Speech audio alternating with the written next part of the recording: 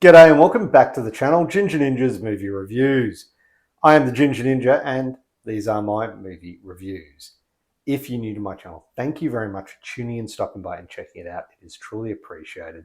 And if you wouldn't mind, please do give this video a thumbs up and consider subscribing to my channel.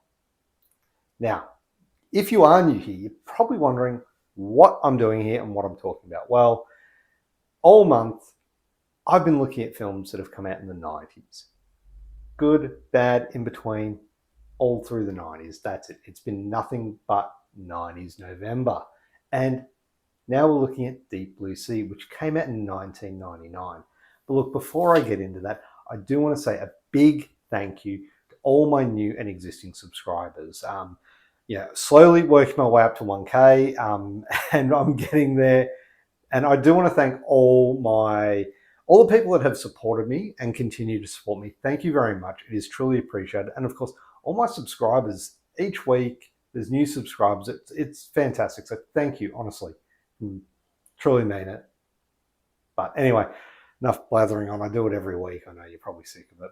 But still, it is really nice to see. So I honestly mean it. Thank you. Now, Deep Blue Sea. Film was directed by Rennie Harlin. Now, we all know that name. He is a action movie blockbuster with some great features under his belt. You know, Cliffhanger. Didn't he do The Long Kiss Goodnight as well? Die Hard 2. He also did, I believe, the Dyatlov Pass incident, or Devil's Pass. I should know that. I've got it downstairs, but anyway, he's done a lot. And he is at the top of his game in this one too. Now, the film itself stars Saffronburrows, thomasjane, Jacqueline McKenzie, Aussies to represent, Michael Rappaport, Stellan Skarsgård, llcoolj, and samuelljackson. Of course, we all know Samuel Jackson in this movie. It's been memed, it's been parodied. It's Samuel Jackson in this movie. It's probably the best known scene in the entire film. Anyway, let's look at the plot. So, searching for a cure to Alzheimer's disease, a group of scientists on an isolated research facility become the prey as a trio of intelligent sharks fight back. Boy, do they. Now, look, if you haven't seen this one, there will be spoilers ahead. So, do yourself a favor, go check this one out. It's definitely worth it. Now, got that out of the road. This one actually goes out to my good mate, Raoul Madblood, who has dubbed me the Shark Master. And I mean, with a name like that, how could I not look at this movie? Yeah, it's a sci-fi action thriller that pits humans against genetically enhanced sharks in a remote underwater facility. What's not to like?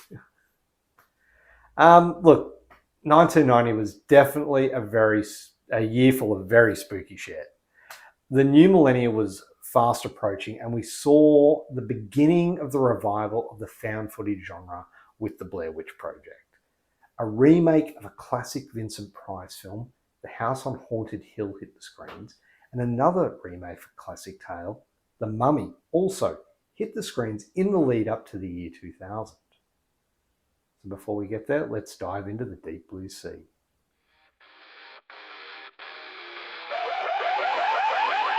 Like big bushy, teach a ninja on the prowl, smacking on pretenders with a southern caramel growl. 60-second flicks, reviews hotter than the sun. Shark master, underwater battles never done. Vodka shot, steady hand, cold as ice. Critics in the crosshairs, he don't think twice. Movie scenes dissected, sliced with precision. Beard game strong, legendary vision. Ninja ninja, barrel roll pristine. Voice flashing waves, no denying he's a king. Salted caramel lessons, leaves him in awe. Movie review, assassin laying down law. Ninja ninja, barrel pristine. Voice slicing waves, no denying he's the king. Salted caramel essence, leaves him in awe. Movie review, assassin laying down law. Bear oil black, ready for the fight. Where the sharks afflicts, he conquers the night. From silver screens to ocean depths below, Ninja ninja reigns, that's all you gotta know. Bear oil stash glistening in the light. Mixed vodka with knowledge crafting in sight. Shark fin haters, they scatter for sight. Ninja ninja's wisdom, looking dynamite.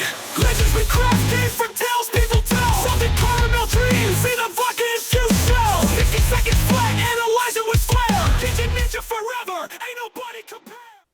All right, so let's kick it off with the cast, and this has an ensemble cast, including thomasjane, saffronburrows, samuelljackson, llcoolj, and Michael Rappaport, amongst others. And they bring more charisma to this movie than the script arguably deserves. Now, this cast is strong, and the characters themselves, however, are your basic archetypes. llcoolj in particular does shine through as the comedic relief, playing a chef who alternates between delivering zingers and battling sharks. Plus, he's got a cool parrot. Yeah. Now, Samuel Jackson's authoritative presence elevates the film's, somewhat sillier moments, and this makes his shock exit even more impactful. And whilst that has been, like I said, parodied and memed, it's still, you don't expect it. And that was a very common theme with films, I would say, in the 90s, probably in the 2000s as well, where a big name actor would be killed off halfway through. Probably another one, which is a good one to mention, is Executive Decision with Kurt Russell and Steven Seagal. Now, you would think Steven Seagal, being the action hero that he is, would be through the whole film, but no, he's not. Anyway, check that one out. I'm not talking about that one. Anyway, moving on, Saffron Burrows as Dr. Susan McAllister is written as a very classic, ambitious scientist with very little nuance to her. There's a bit of a backstory about her actions and why she's doing it, but they actually feel like they're more plot devices than, genuine character flaws or reasoning even. And her exit in this film is one of the dumbest scenes in the film. Like that part, and this goes to the writing, was just dumb. Like it was. I can't put it any more clearly than that. It was probably the dumbest scene in the film. Maybe second. Anyway, thomasjane, he plays the shark wrangler, Carter Blake. And I almost wanted to say Carter Burke, but Wayland Yutani. But no, Carter Blake, and he's a quintessential stoic action hero in this. He's gruff, he's got a bit of a past. He's the tough guy, but with a heart of gold. He does anchor the film's more intense moments, and he does have a really good rapport with the other characters. But yeah, it's just a very stereotypical role. Anyway, the characters aren't particularly deep, pun intended, but most serve their roles well in this fast-paced, shark-infested spectacle. The lack of depth means the audience may struggle to truly care about the characters' fates, which is the only downside.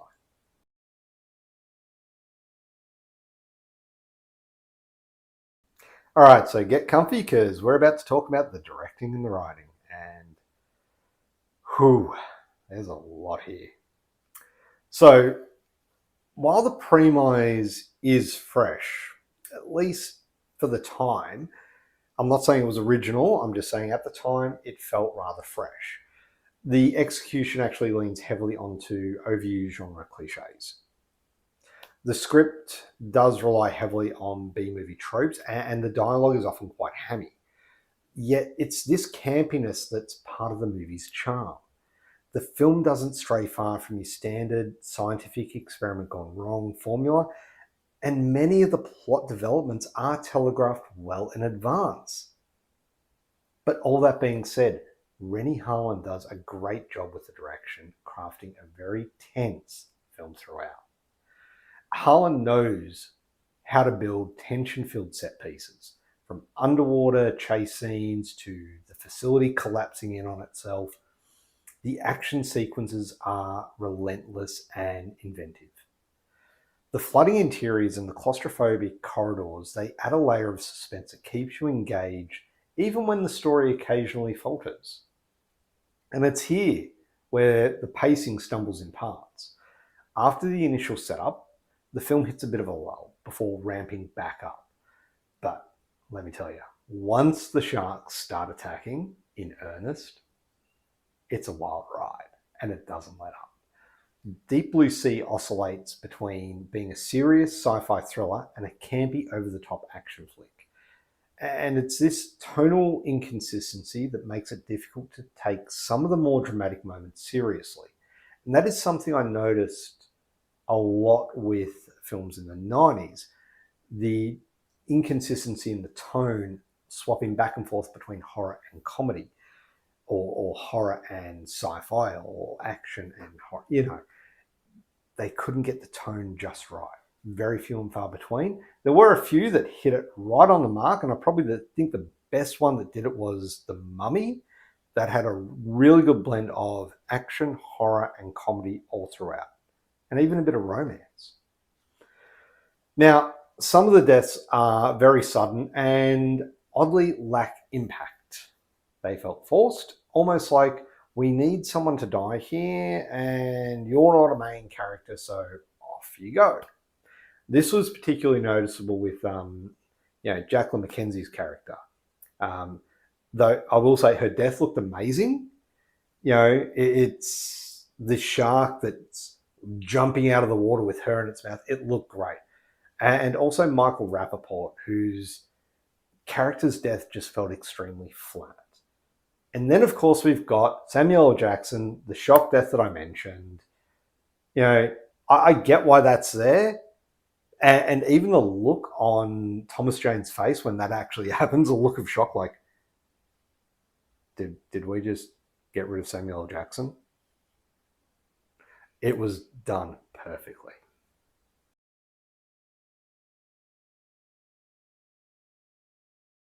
For a late 90s film, Deep Blue Sea boasts an intriguing mix of practical effects and early CGI to bring its sharks and underwater environment to life. Now, the practical effects and animatronics used for the sharks are impressive. The CGI has not aged well. In some scenes, in particular where sharks jump out of the water and attack or drag a body underwater, the digital effects are glaringly outdated and they do undercut the tension. I mentioned Samuel Jackson's death scene. That's a perfect example of it. Like, the way his body moves in the shark's mouth, it's so lifeless. Like, it just looks fake. And I get it, it's CGI, but it has not aged well. And you see that in the memes galore about it. And if I can find one, I'll chuck a GIF up. But yeah, it's not great. You know, like I said, the mix of real and digital effects, it creates a bit of a chaotic energy that feels right at home in this kind of movie. And speaking of digital effects, I will point out one, and this goes back to Michael Rappaport's death. His torso drifts towards the camera and you just see his foot twitch. And I thought that was a fantastic little addition to the special effects. So kudos to those guys who threw that in there. I thought that was fantastic. And it does look good. It does hold up.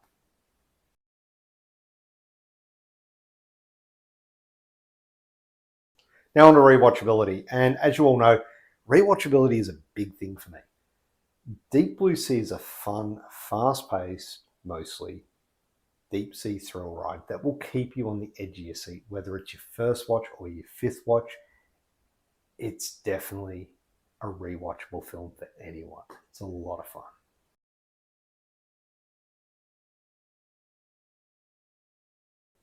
Overall, Deep Blue Sea is a paradox. It's a film that simultaneously is ridiculous and riveting.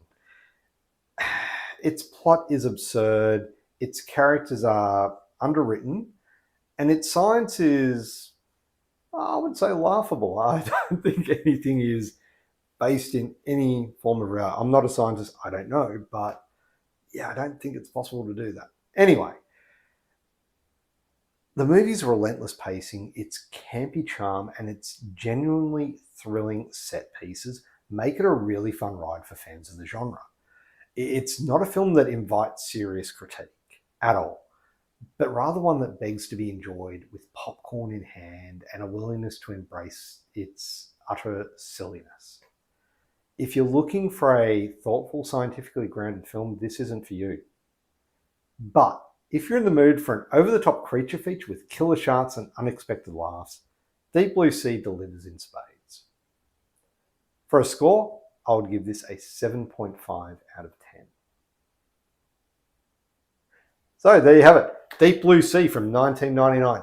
Have you seen this film? Let me know what you thought of it down in the comments below if you have, or do yourself a favor, go check it out. Highly recommend it. It's a lot of fun. Like I said, it does have some issues, but overall, it's just a fun movie, and what more could you want? Anyway, that's it for this one. Now, this is technically the final Nothing But 90s November, but there will be a special one coming very shortly, so keep an eye out for that. No spoilers, but it's going to be, it's a good one for me anyway. I like it. What can I say? Anyway, look, thank you very much for watching. It is the end of Nothing But 90s November, so we'll be heading into December next. So what's going to be happening there? Well, it's Christmas. So I'm going to be looking at some Christmas movies. I have a bunch lined up that I have not seen before. These are all going to be, well, actually, no, one of them I have seen before. That's going to be a fun rewatch. The rest I have not seen. One of them was last year and I wanted to watch it. I've been dying to watch it all year. I've heard nothing but great things, but I just thought I'm going to save it up and I'm going to give it a watch over December. So here we go. We're going to get into that one next month and a bunch more. So stay tuned for that. That'll be a lot of fun. Anyway, before I do ramble on too much, thank you very much for watching. Please do hit that thumbs up button. It'd be much appreciated. Do that whole subscribe, notifications, you know you want to, and it would mean the world to me. So please. Anyway, thank you very much for watching. Have a great day. Bye.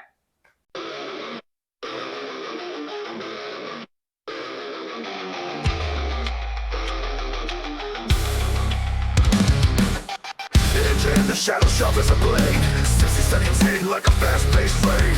The energy is breaking down the plot. Vodka shots, taking aim at the big shots. Trashy Tuesday spilling on the dust. Franchise Fridays stepping in like a boss.